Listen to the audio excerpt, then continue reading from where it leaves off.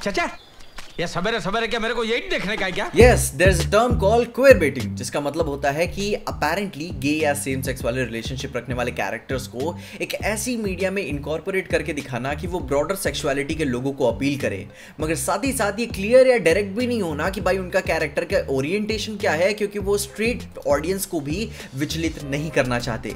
जहाँ पे जैसे यूट्यूबर्स के लिए क्लिक बेटिंग होती है, ठीक वैसे ही क्वेयर बेटिंग भी होती है, जिसे एक तरीके की स्ट्रैटेजी की तरह भी यूज किया जाता है कि भाई एक रिप्रेजेंटेशन का इसको दिखा के काम तो हो जाएगा, मगर साथ ही साथ आपको वो अटेंशन भी मिल जाएगी जो शायद आपको कभी नहीं मिलने वाली थी। जिसको टैकल करने का सबसे बेस्ट तरीका है कि अगर आप पसंद नहीं करते हो, don't give them the reaction that they are waiting for. जहां आप पर्सनली अंडरस्टैंड दैट दोगलापन कि अगर दी बॉयज के सीन में डीप एंड ए ट्रेन की जगह स्टारलाइट और फायर क्रैकर का भी कोई ऐसा सीन होता तो एशली की तरह मेरा रिएक्शन भी यही होता। And I am not making a big deal out of it, क्योंकि that's the majority of us are like. और honestly deep and a train का वो वाला सीन फनी था, क्योंकि they are straight and they are forced in a situation जहां उन्हें वो करना पड़ रहा है जो वो कभी नहीं करते। जहां पे यही वही वाला फनी डेडपूल एंड वुल्वरीन में भी हमें देखने को मिलेगा। It's a joke that they are acting gay, क्योंकि हमेशा से ही इन बातों को कभी उस तरीके से सीरियसली नहीं लिया गया है। जहां भाई सीरियसनेस वो बातें कभी आती भी थी तो उन्हें कभी अच्छी लाइट में नहीं दिखाया जाता था, वो विलन साइड में ही दिखाया जाता था। वो कैरेक्टर्स जब हमें स्क्रीन पे नजर आते थे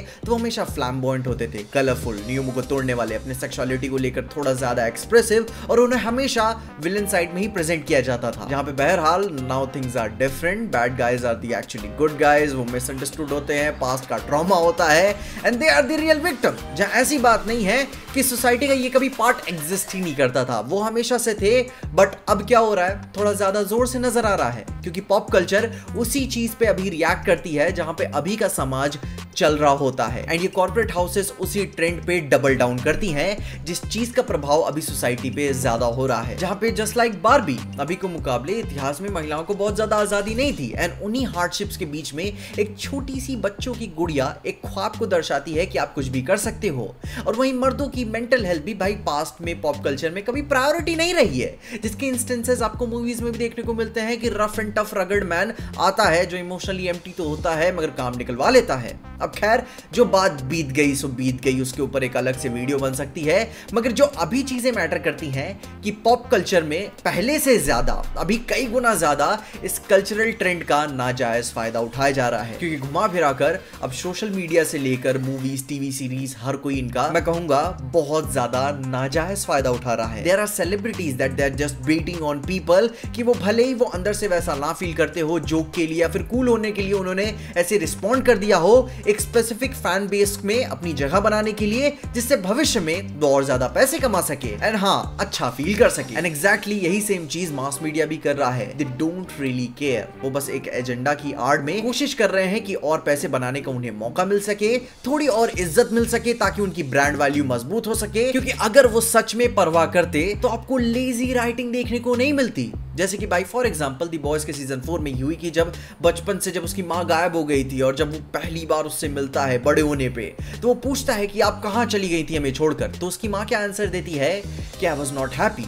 आई मीन यार बिच, दिस इज फेमिनिज्म। मतलब कि इस बात को मैं क्या समझूं, मैं भी अपनी जिम्मेदारियों से भाग जाऊं। एंड मैं इसे यहीं पे लेजी राइटिंग कंसिडर करता हूं, क्योंकि इस रीजन की आड़ में आप कन्विंस करने की थोड़ी सी कोशिश कर रहे हो कि हाँ दिस इज अंडरस्टैंडेबल, बल्कि नहीं, ये अंडरस्टैंडेबल बिल्कुल भी नहीं है। जहां भाई इसके ऊपर से भी आई गेट द आइडिया कि अगर तुम रोज दाल चावल खाते हो और एक दिन अचानक से पनीर पुलाव तुम्हें ऐसे देखने को मिल जाए तो तुम्हारा भी दिमाग हिल जाता है कि भाई चल क्या रहा है, जिसको लेकर इसी वजह से इसके कई सारे फायदे भी होते हैं, क्योंकि आपका वो ओरिएंटेशन नहीं है तो आप अब जरूरी चीजों की ओर फोकस कर पाते हो। जहां पे पहले कुछ चीजों को देखकर आपका न्यूरॉन एक्टिवेट हो जाता था, अभी दूसरी चीजों को देखकर आप जरूरी सवाल करते हो कि क्या इसका होना जरूरी था, क्योंकि there used to be a whole freaking genre of erotic movies and American Pie जैसी मूवीज।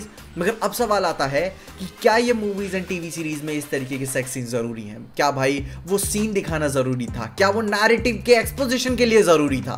क्योंकि अब कोई पर्सनल ग्रेटिफिकेशन नहीं है, कोई बायस नहीं है, तो भाई अब जरूरी सवाल की ओर हम आगे बढ़ पाते हैं कि आप अच्छी स्टोरीज हमें दे पाते हो कि नहीं। जहां मैं आखिर में यही बोलूंगा, as a man I can say this कि having a dick is not an achievement. बेशर्मी को मैं कभी कूल कंसिडर नहीं कर सकता, और ये कोई सुपर पावर नहीं है जिसकी वजह से आपको कोई स्पेशल ट्रीटमेंट मिले। जरूरत उन्हें है जिन्हें एक्चुअली में जरूरत है। जहां भाई मैं ये नहीं कह रहा हूं कि भाई दिल से ही पूरी नफरत है, हेट है, कोई जरूरी नहीं है ये चीजें, नहीं, बल्कि एक समाज को ग्रो करने के लिए हमेशा से ही ओपन माइंडेड लोगों की जरूरत रहेगी ताकि नए आइडियाज, बेटर आइडियाज इंट्रोड्यूस हो सके।